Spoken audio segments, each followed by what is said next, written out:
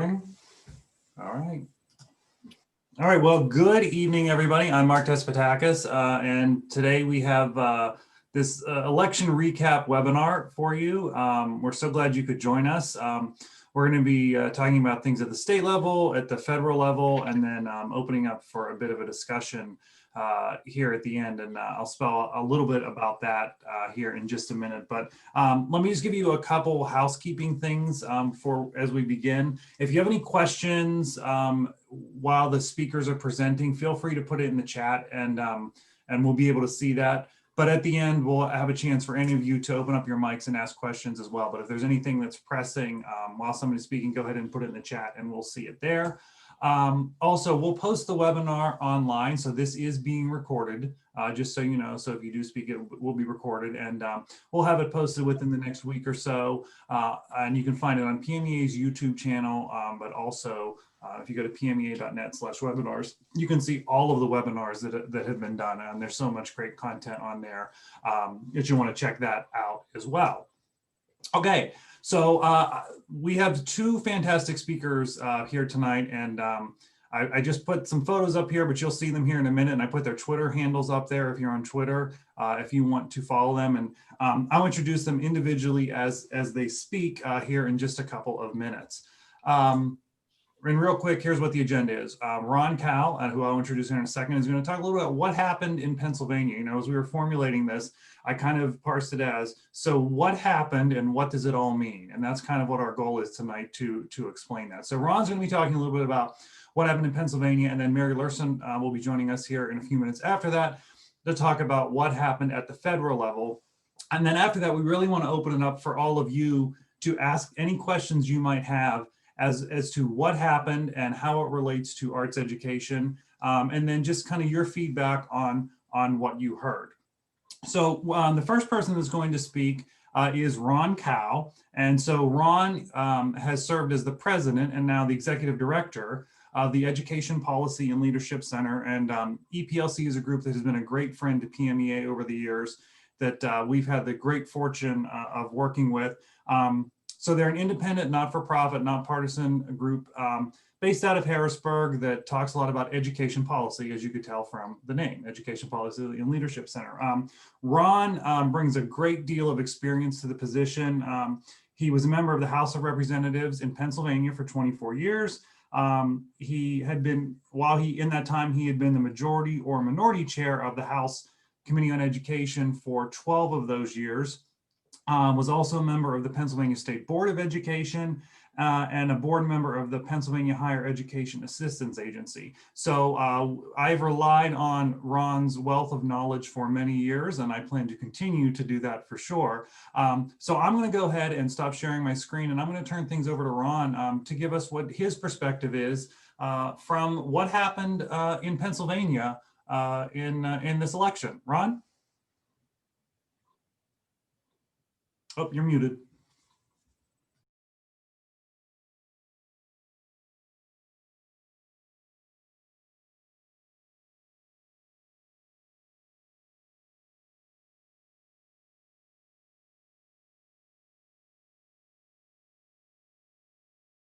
Oh, all right, that's better. Sorry about that.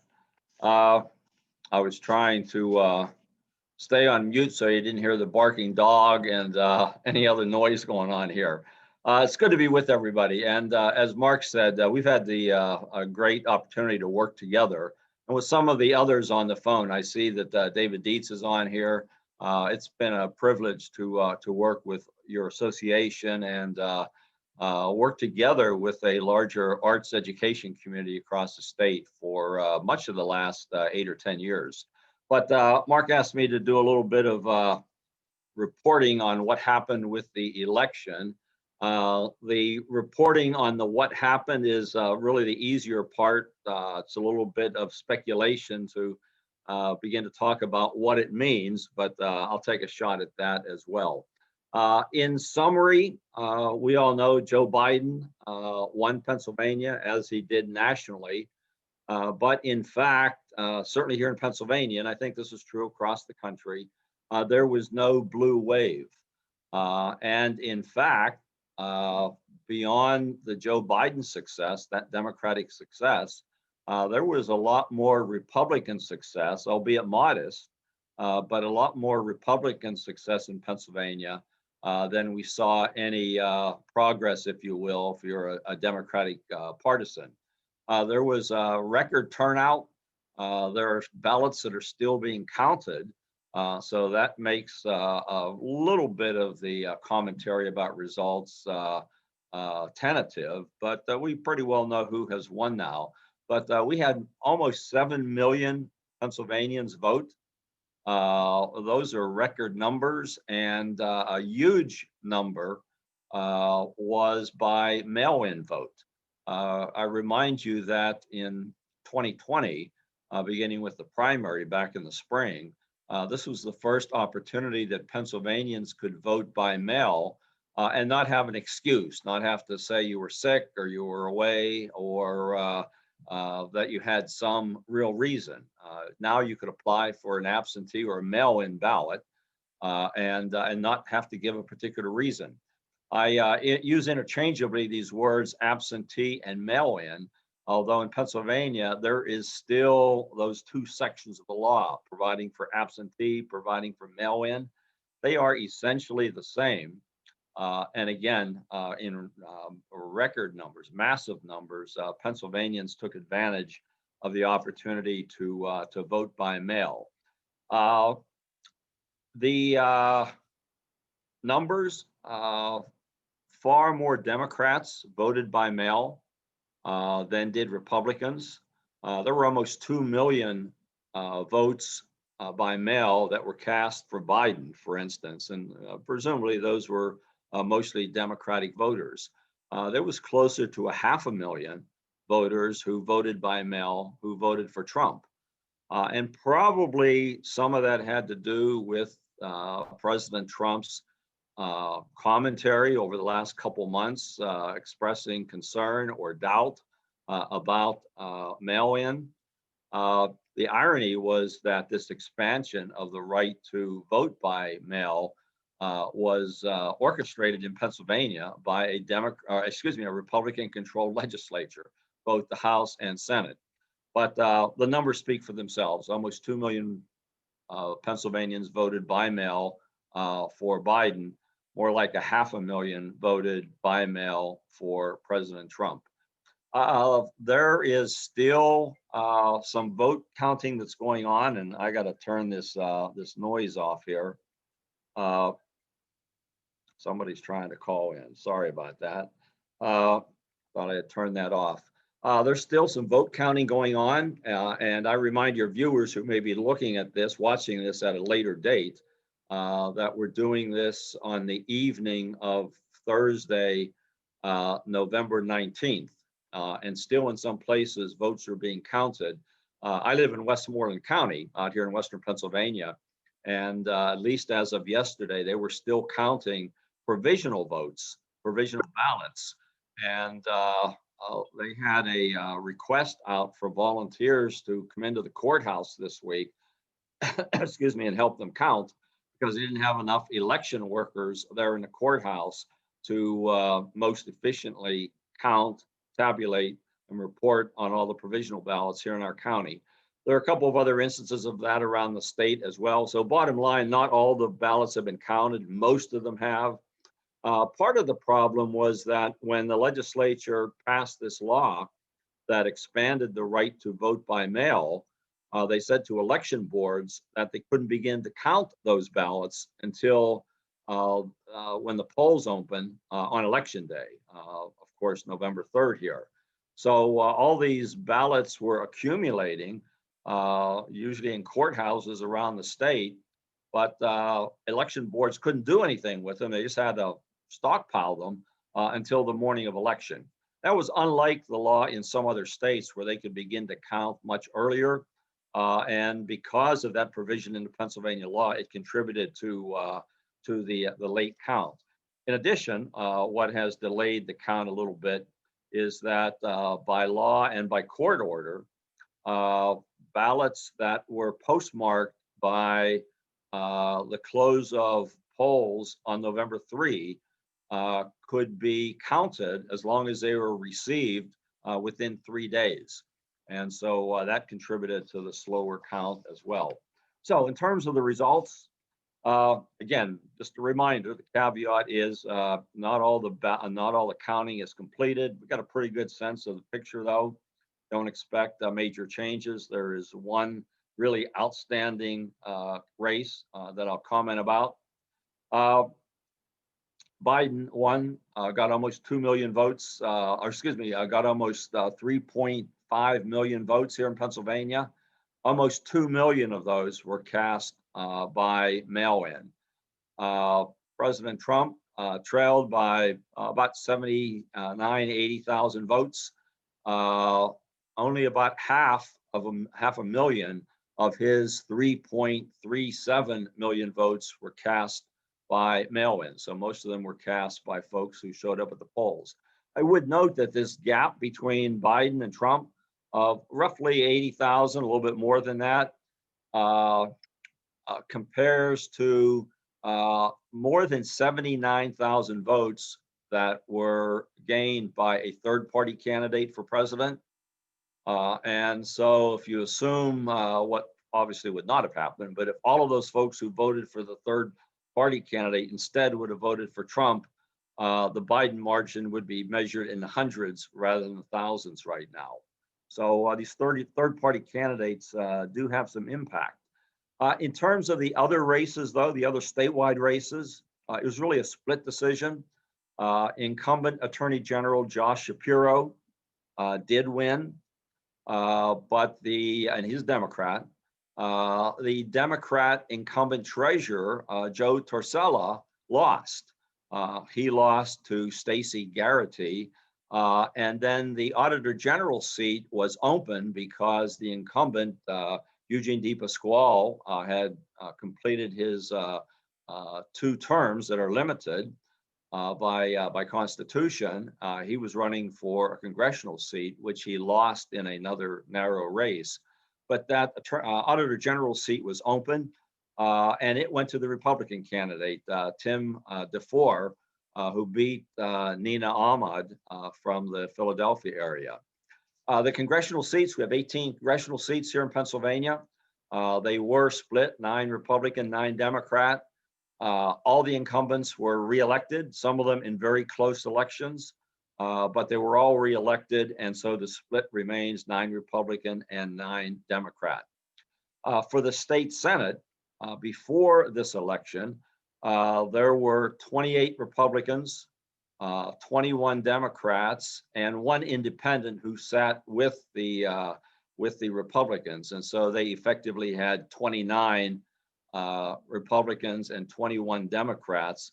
As a result of the election, there are 49 seats. Now, only half the seats were up for re-election. Again, the Senate term is 4 years here in Pennsylvania. So half the Senate was up. All those seats were determined with the exception of 1 that lapsed between Allegheny and Westmoreland County. And that's the seat held by the incumbent Jim Brewster. And they literally are still counting there. And again, I mentioned the situation in Westmoreland County where they're still counting provisional ballots. That has slowed the final decision in terms of that Senate seat, which is currently held by the incumbent Jim Brewster. The last time I looked, he was slightly ahead. I mean by literally a handful of votes, not in the hundreds, but a handful of votes. But that is still to be determined. But the Republicans did pick up another seat for sure. And so the margin there now is 30-19 with this 1 seat still to be determined. In the House, not a whole lot of change, but the Republicans again did increase their majority.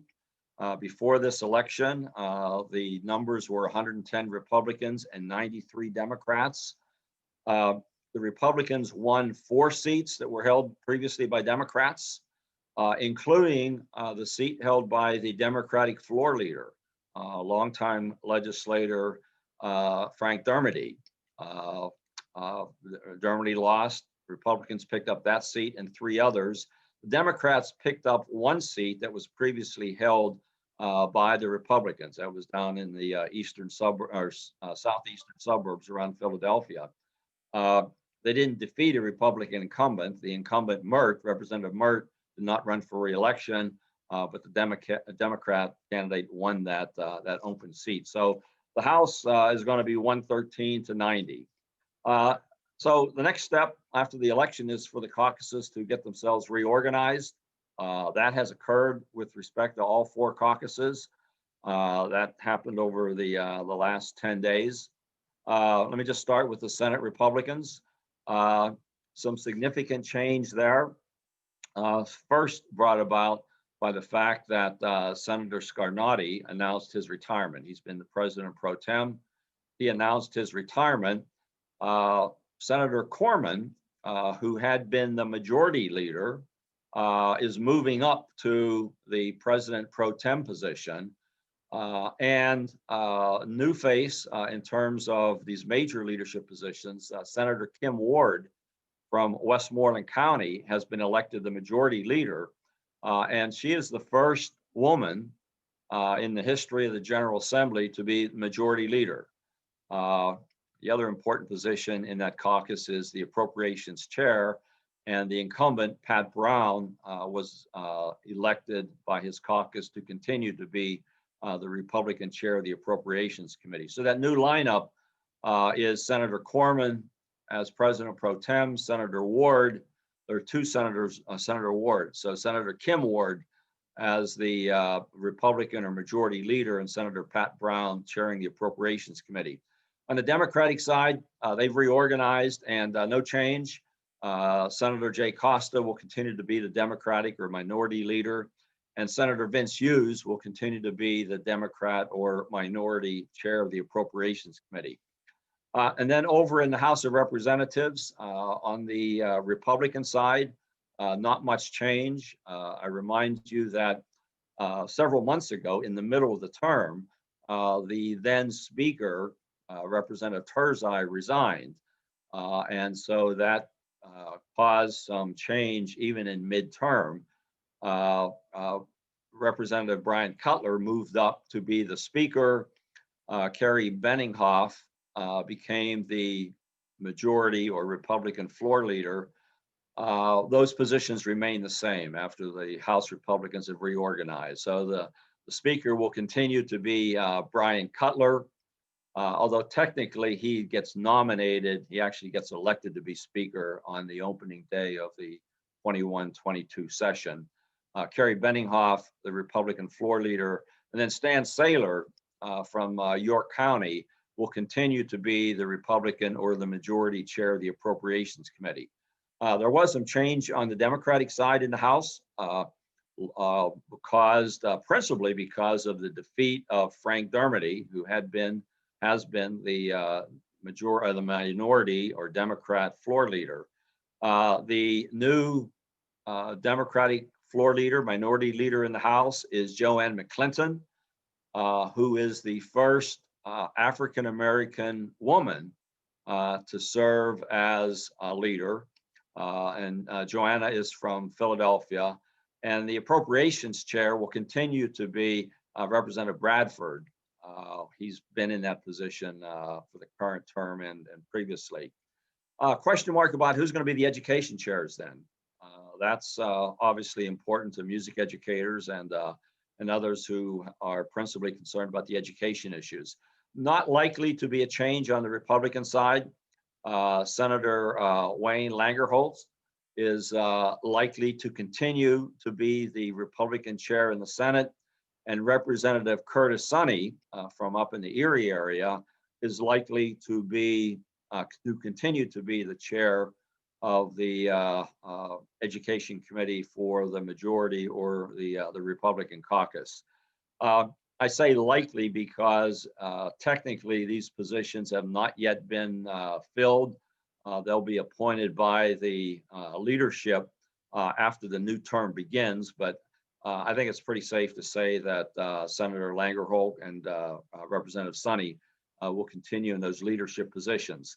There will be change in the Democratic side brought on by retirements.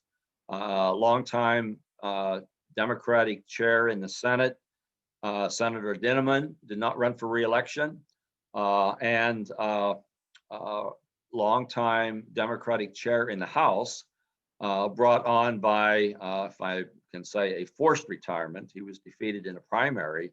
Representative Jim Roebuck will be finishing up his service in the House, as well as will Senator Dinniman come November 30th. It is hard to predict who will be appointed to those two positions.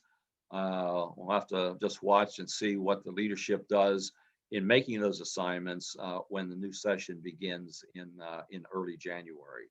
So let me just wrap up with a couple of thoughts about what are the implications. This is just stepping back from some of these details that I've mentioned, and to some extent reporting on trends. And this has been reported by a lot of the statewide and even national media who have been covering Pennsylvania politics. There was a time when southwestern Pennsylvania was solidly Democrat. It was Union territory, coal miner territory, steelworker territory. The legislative delegations were dominated by Democrats. And there was a time when once you got outside of the borders of Philadelphia and you got into those surrounding counties, the suburban counties around Philadelphia, they were solidly Republican in terms of their legislative delegations, their county commissioners, other local officers. We've seen an absolute switch in both of those areas, so that southwestern Pennsylvania, outside of the city of Pittsburgh, and to some degree, mostly outside of Allegheny County, although there have been changes even in Allegheny County, this is all now Republican territory. That's what contributed to the defeat of Representative Dermody, who was from southwestern Pennsylvania. It's what contributed to the defeat of longtime Representative Joe Petrarca. Representative Petrarca and his father, the previous Joe Petrarca, held that seat as Democrats for 50 years. It's now a Republican seat.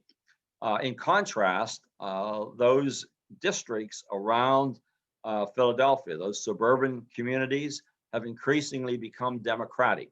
Whether you look at the congressional delegation, or you look at the state legislative delegation, or even if you look at their county commissioners in many instances. So big switches that have happened. I think it's important to note that in terms of Biden winning Pennsylvania, there continues to be a lot of conversation at the national level, and even in Pennsylvania, about what happened in Philadelphia. And I hesitate to even say this because I don't like to perpetuate just bad information, but all these allegations about corruption in Philadelphia. The fact is, President Trump got more votes in Philadelphia in 2020 than he did in 2016. The margin in Philadelphia, one might say that Biden underperformed in Philadelphia. The reason that Joe Biden got a majority in Pennsylvania is if you look at all of those Republican counties and Republican districts around the state, which is much of central PA, northern PA, and even in some instances, southwestern PA, the margin by which President Trump won in those districts or those counties, he still won and won big, but won by a lesser margin than he did 4 years ago when he carried Pennsylvania by 40,000 votes. And so, that was a factor in that presidential race. Lesser margins in those Republican communities, those Republican strongholds for Donald Trump this year as compared to 4 years ago. I mentioned that we've got new leadership in the House. It remains to be seen how those folks are tested, how they work together. We've got in the Senate longer time leaders. Senator Corman's been there a long time as a Republican leader now. Senator Costa is a Democratic leader. They've been there. They've worked together. They've worked with governors. The leadership in the House, both Republican and Democrat, is relatively new. And so this matter of working together and then working with their leadership colleagues over in the Senate is something that remains to be tested. And similarly with the education committees, but even more so in terms of the newness. The Republican leadership, the senator and the representative are relatively new in the positions of chairing the House Education Committee or Senate Education Committee for the majority, relatively new. And as I said, on the Democratic side, in both the House and Senate, there's going to be a brand new chair. And so it remains to be seen what will happen in terms of staffing issues, what will happen in terms of the relationship building that inevitably goes on. I've been out of the legislature now for 22 years. I had the privilege to serve there for 24 years. I was there at a time when Republicans and Democrats worked closely together. Didn't matter whether I was the chair of the House committee or Republican Representative Jess Stairs or Republican Representative John Davies or Ed Burns was the chair of the Education Committee. We worked together. And frankly, and this is my editorial comment, I could say we were all for public education. There was no questioning about that. Those relationships don't exist in the same way today. From my perspective, the commitment that was strongly held by all the members of the education committees, House and Senate, is not necessarily assured now in 2020 or looking forward to 2021. The final thing I would note, although I'm reporting on what happened and what might be the implications, the next election is around the corner. I hopefully don't need to remind you that some of the most important decision making that gets done affecting music education, the opportunity for students, the opportunities for music educators to work, to be leaders in their own school district, in their own community, depends a lot on who serves on school boards. And we'll have more than 2,000 positions on the ballot for elections in 499 school districts come next spring. The only exception is in Philadelphia, where that board remains an appointed board, but we elect our board members in 499 districts. Roughly half of those positions will be on the ballot in 2021. That primary is the third week of November, or excuse me, the third week of May. And you can count backwards 13 weeks before that, petitions become available. And there are 3 weeks for wannabe candidates for school board positions, as well as other municipal positions in local government to circulate their petitions and then get on the ballot. And then just a reminder, 2022 is just around the corner. In 2022, we will be electing a new governor in Pennsylvania because Governor Wolf's 2 terms will be up. He will not be eligible to serve again. And U.S. Senator Toomey has already announced that he will not run for re-election. He said he won't run for any statewide office. There was a lot of speculation that he would run for governor, and at least for the moment, he took that off the table. He announced a couple of weeks ago that he would not be a candidate in 2022 for any statewide position, but his seat, that U.S. Senate seat, will be on the ballot. So we'll be electing a new governor and electing a new United States senator in 2022. So with those remarks, let me stop. I don't know if you want to take any immediate questions or have Mary make her report, and then I'm certainly going to stay around and be glad to listen to any comments or respond to any questions that you might have. Okay, thanks, Ron. Yeah, we'll move on to Mary in a second, and we'll open it up for discussion later. I want to make one point on something that you said about, we do have the chair on the Democratic side of the House Education Committee and the Senate Education Committee. Both were very good friends to PMEA. Senator Dinniman and Representative Roebuck over the years have been very supportive of our work and have always been very receptive to what we do. So that's a loss from our perspective organizationally, and that will also require us to cultivate some new relationships on those ends as well.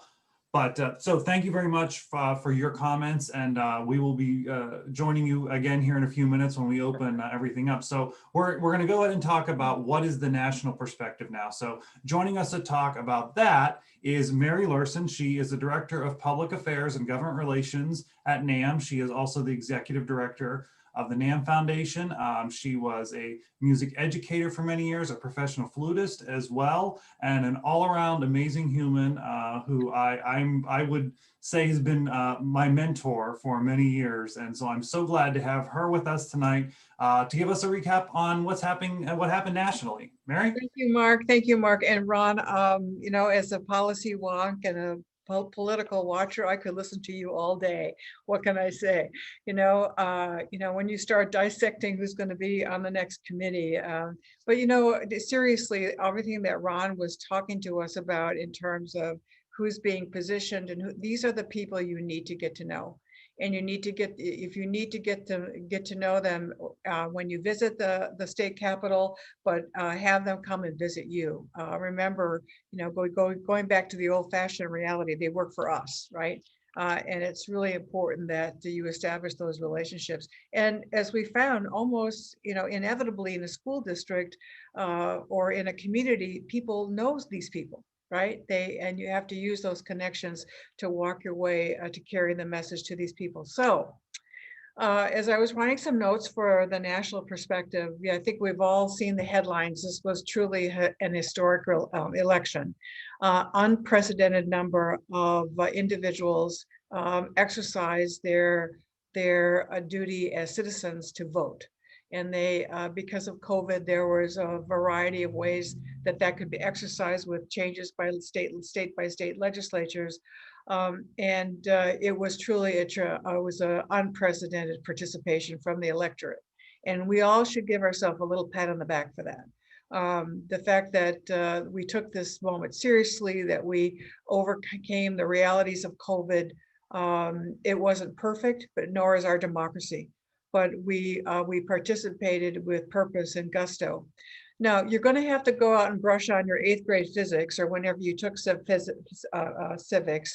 to be reminded of what's happening now. And Ron bumped up against it a little bit. But in terms of votes being certified, the Electoral College convening, and yet there is some debate, and others would say there's some monkey business going on. I'm not editorializing, though a lot of people are. It's important to watch this carefully, but I think our citizenry has come together with integrity. And I tell you what, I voted in the rain in a city north of where I live. The intensity and the dedication of those poll workers, and we know the training that they got and the way that they were prepared, that's where my faith lies. My faith lies in the intentionality of the process that I experienced, and I hope all of you experienced. So and I'm going to talk a little bit about the Congress, a little bit about the U.S. Department of Education, what we might see if we have a Biden administration from the standpoint of the arts, and then what we need to be doing from the standpoint of our message about music education as we go forward. So the Congress, very interesting results, unexpected. They beat all the polls in terms of the more Republicans earning seats, gaining seats in the House of Representatives. And what is so interesting about that is that you did not have the anticipated down ballot experience. So, and there's some signaling here. So in other words, someone that would vote for Biden did not necessarily go down and vote for the Democrats that were up for the House and the Senate elections. They vote thoughtfully, and they voted not in a down ballot manner, which is why the sense is the House gained some Republican seats. I'll talk about Georgia in a minute in the Senate. what this signaled to, what this means is when those committees are going to be organized in the House of Representatives, including the education committees and the appropriations committee, we're going to have an amazingly tight margin. So you might have a committee that has 8 Republicans and 9 Democrats. You're going to have one. It's going to be that tight. When you had a larger Democratic majority, you could have more Democrats sitting on a committee. Naturally, things would swing in a different way. So we have to watch that very carefully. How we read this from the electorate perspective is the electorate really wants a moderate, reasonable government. It didn't swing in that direction of, voting for Biden. A lot of people vote for Biden, but they also voted for a Republican of their choice to be in the House. We see this, and a lot of people are writing about this now, that the electorate was really sending a signal: get to work, be reasonable, go the way that you were going to achieve the way forward. Of course, this reflects a little bit in the Senate. Now, if you're watching any of this, January 5 is our day in Georgia, where we're going to know what's going to happen in the Senate. This is when Georgia has their runoff, and we know if Georgia wins 2 Senate seats to be Democrats, we will have a 50-50 Senate, and Vice President Harris will be the tiebreaker. So we will have a Democrat majority in the Senate, depending on what Georgia does.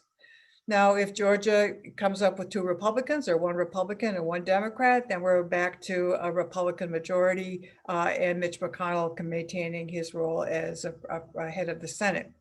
So it's important to watch what happens, because it's really going to determine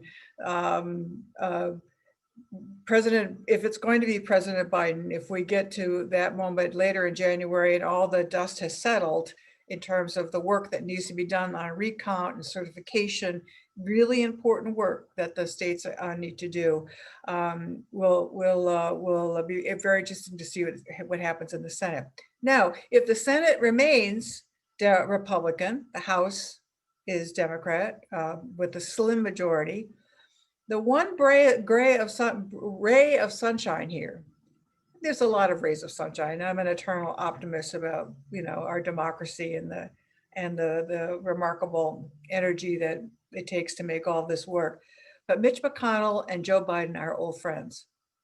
Mitch McConnell and Joe Biden were in the Senate together. They were, and there's some sentiment among Hill staffers that Mitch McConnell is so eager to have Joe in the White House, where he can actually get to work to create some deals that he can bring his caucus along. Remember, his job as head of the Republican head of the Senate is to unite the senators around issues to benefit the American public, and also to address the concerns that we have and the needs that we have. So we'll see, right? We'll see how that happens, but there's a real sensibility that there could be a new sense of cooperation, even though the Senate and the presidency were from opposite parties. It's because of the personalities of the people involved in the relationships. So enough about all that, because I'm sure you're all watching the headlines every day. And all I'm saying is, it's a real pleasure for me to speak to folks in Pennsylvania, because you guys were really important to all of this. And I've been watching very carefully the work of your Attorney General, and I think I used the right term, or is it Secretary, whoever the guy is that watching the ballots being counted. I have great respect for what he's been saying about the work and the dedication coming from your state. So education priorities. I'm going to speak as if it's going to be the president-elect, President Biden, just because we kind of know where we are relative to education. And if things change, this is kind of thoughts we have about that. First of all, the First Lady is an educator. And we've already heard that there is going to be a very serious emphasis, and she's going to be continuing to teach. So I think that always sends an important signal. The Department of Education, quite frankly, is has had a lot of hollowing out these last years. There are hundreds of career slots that have not been filled at the Department of Education. From the equity, from the title programs, we had an arts education person there, never been replaced. Hundreds of career professionals that really make those title programs and the accountability programs and carry out the goals of the Department of Ed that are mandated by legislation have simply been hollowed out. So there's going to be a rebuilding process for the Department of Ed. But to this end, again, Mark talked about the people that you've had good relationships with. We have good relationships with some of the people that we know are on the Biden team are going to be going in to do that work. And they're very, very supportive of the role of music and arts education in Well-Rounded. Another note about that is that under the Trump administration, the President's Committee on the Arts and Humanities was disbanded. It was really not, it was disbanded in kind of a two-step action. First of all, the committee itself, the board of the committee itself, National Board, sort of resigned in mass, and within a few minutes later, it was disbanded. So kind of a dual action. Biden had a committee already operating during the campaign that will reconstitute the President's Committee on the Arts and Humanities.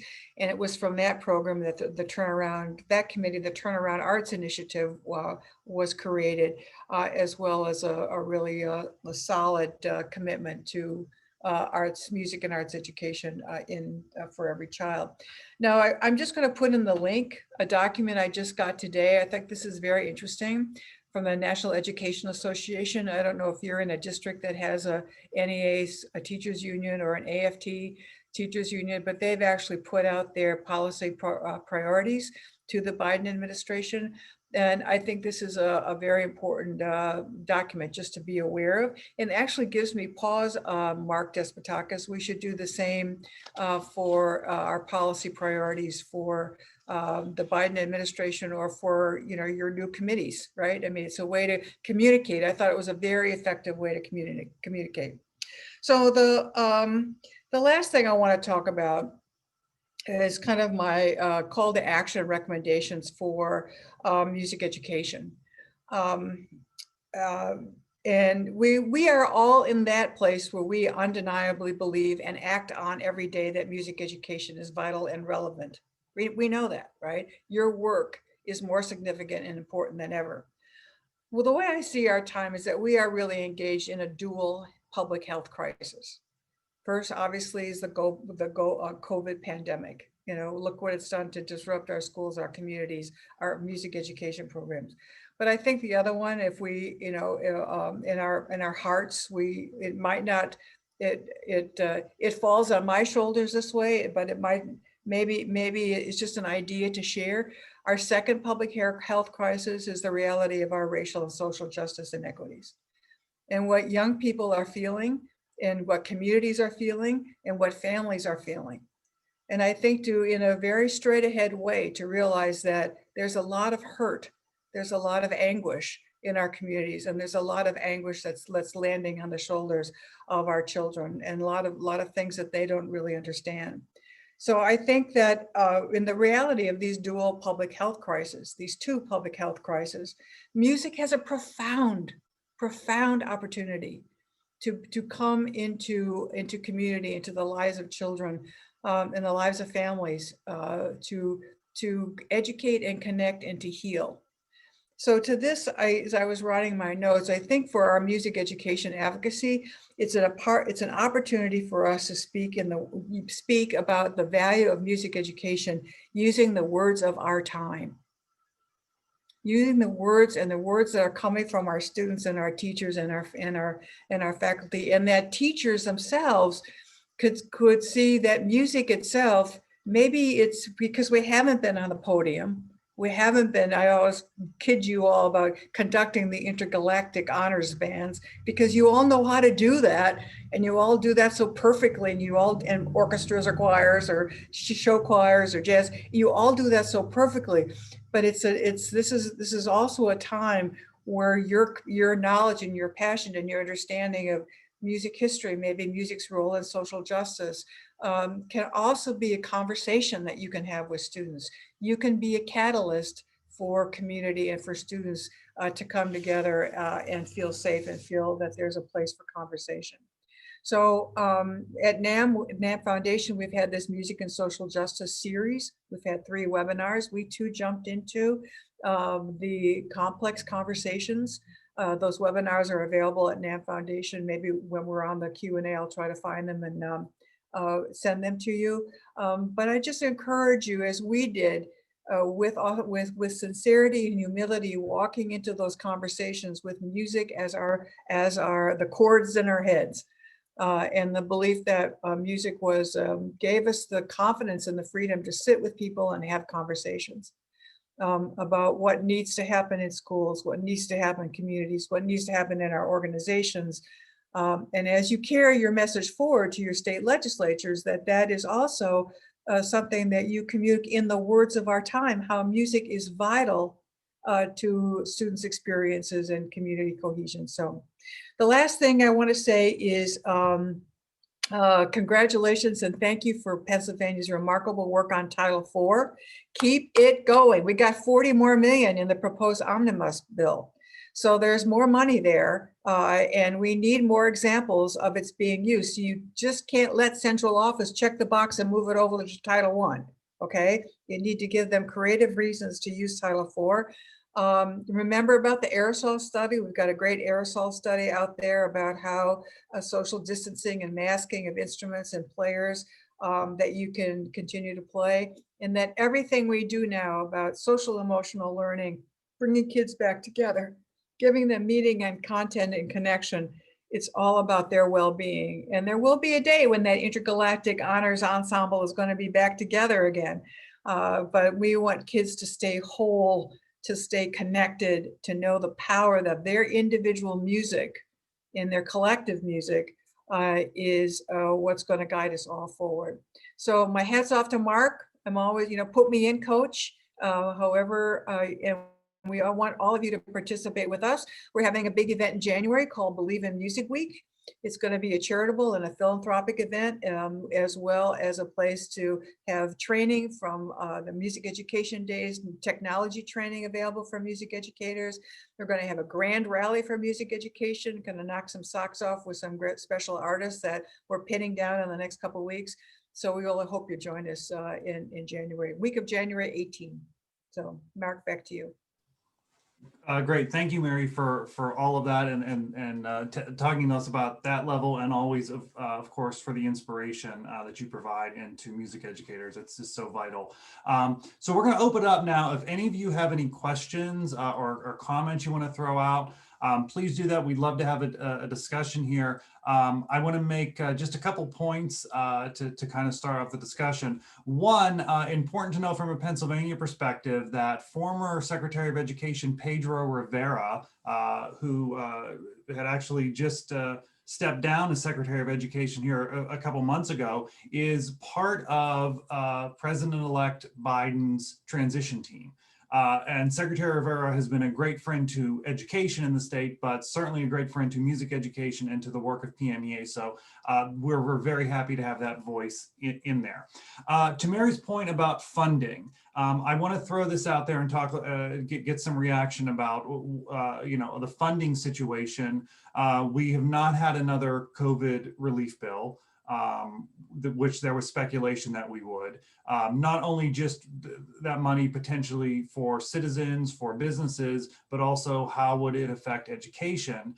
That also plays then into Pennsylvania as far as, will there be money coming from the federal government that would allow states to backfill their budgets? Just the other day, I'll put this website in the chat, fundourschoolspa.org. It's a website put together by a couple nonprofits, but what they have done is they've taken a look at school districts across the state and said, if we were to determine what an adequate education is for students, this is the dollar amount per student in all of these school districts that is underfunded. So I'll put the link in the chat, and you can actually go and take a look at your district. they're saying there's a $4.6 billion gap to reach adequacy. That's before we even discuss the point of backfilling budgets. Mary. And you know, when I was talking about Mitch and Joe, excuse me, Mitch McConnell and President-elect Joe Biden, I forgot to talk about the Relief Act. And I guess if because it is all about you know, the small business relief programs, the individual pandemic enhanced unemployment, all sorts of things are important to that. And but the big chunk that's been the sticking point is state and local funding. Right, that's been the big sticking point. So when they talk about 2.2 trillion, what Nancy Pelosi wants, 1.8, which was 1.8 trillion, which was the stopping point between Nancy Pelosi and Steve Mnuchin in the White House discussion. Then the election started. Now Mitch McConnell wants to do mini relief bills, 500 billion each, maybe. But the sticking point always boils down to state and local funding. So our governors need support on this ask. Right, our governors need support, and we know that music education is fearfully could really be taking could be in that reality of cut if the states don't meet their income needs, because, you know, states are not collecting as much sales tax either, right, because of the reality of the COVID shutdowns and limited businesses and things like that. So we have to watch this really, really close. Now, the betting people, I'm not there yet, but there are people betting that this is going to happen. All right. And that's the only kind of voodoo indicator of this is watching the stock market. When we get a sense that things are up and going up, it's because the energy is building that we're going to get a relief bill, and so we're watching this very, very closely. It's very important that the states are backfilled. So and the strongest reason to do it is for education. Mark, if I could just add a couple of notes in terms of school funding here in Pennsylvania.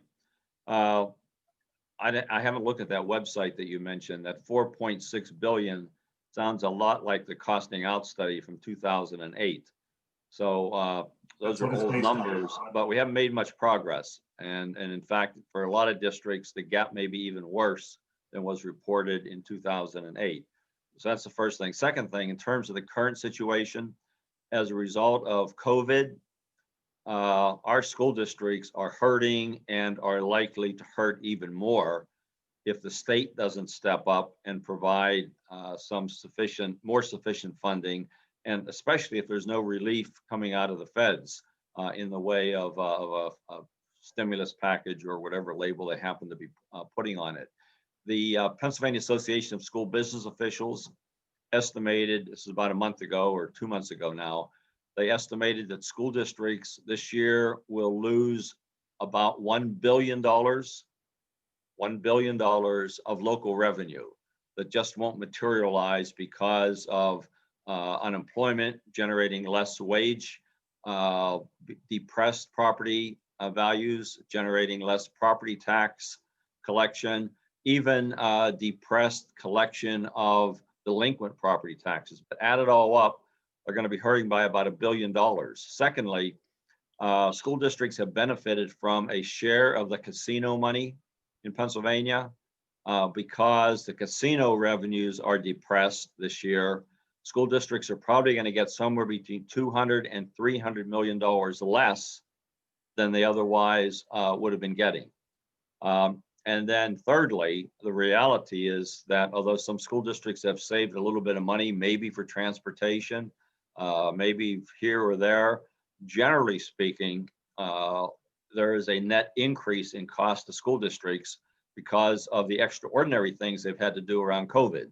You know, that includes extraordinary efforts around safety, extraordinary efforts around use of technology, and to some degree, extraordinary efforts around professional development for an administrative staff and certainly a teaching staff that in most cases wasn't trained to do this stuff remotely.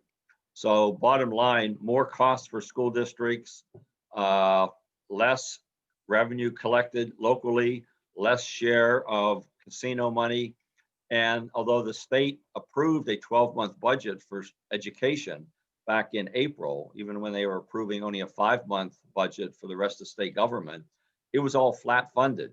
And so the school districts have been guaranteed 12 months of funding, but only at the level that they got last year.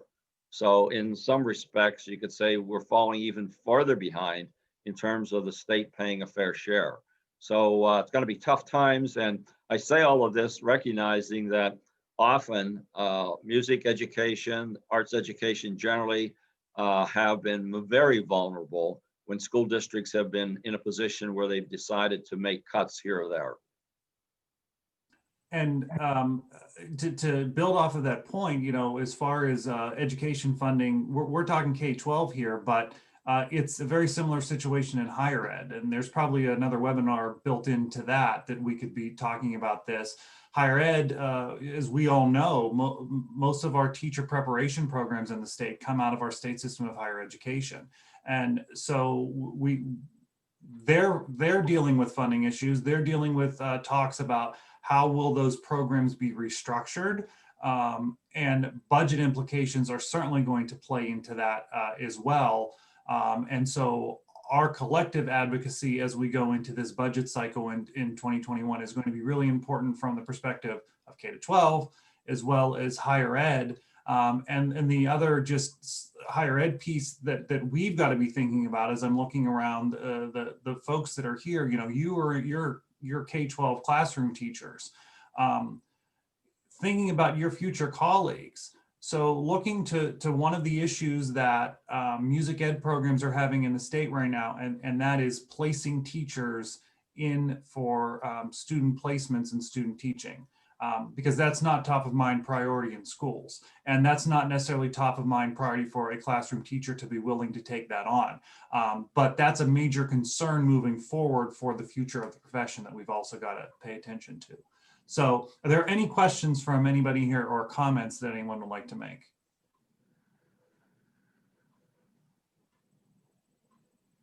Okay, seeing none. I could go on for hours talking with Mary and Ron about all these things, but unfortunately we are coming to the top of the hour. So as you see, Mary has put some links in the chat. I hope you'll take advantage of those. Let me just throw out a couple more announcement type things for you. Let me share my screen again. Again, the webinar, this was recorded. It will be posted on the PMEA website as well as the YouTube channel. A couple things coming forward here. There's two big holiday parties on November 17th. One is the NAMM holiday party, the NAMM Foundation party at 6 o'clock Eastern, which is why the PMEA one starts at 7, so we can make sure we make both of them. But on Thursday, December 17th, we're going to have the 2020 award ceremony because we couldn't do that at our conference this year. So we are going to be doing that virtually and also having a holiday party. And yes, there will be a holiday sweater party. So you want to make sure you wear your best or worst holiday sweater party, whatever you think is going to win that for you. More details coming on that, but announcing that here for you.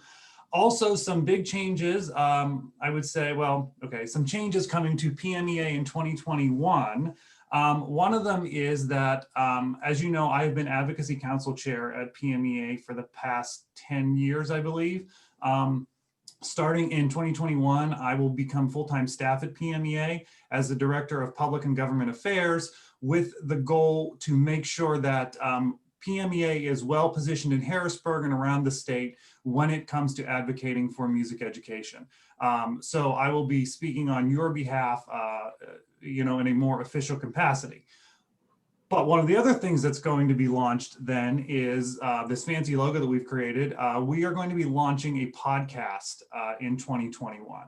And so the goal is going to be to talk about notable things happening in Pennsylvania as far as education and music education, notable folks that are doing great things in Pennsylvania, but also around the country. So look for that coming up, and we appreciate your support of that podcast when it does come out.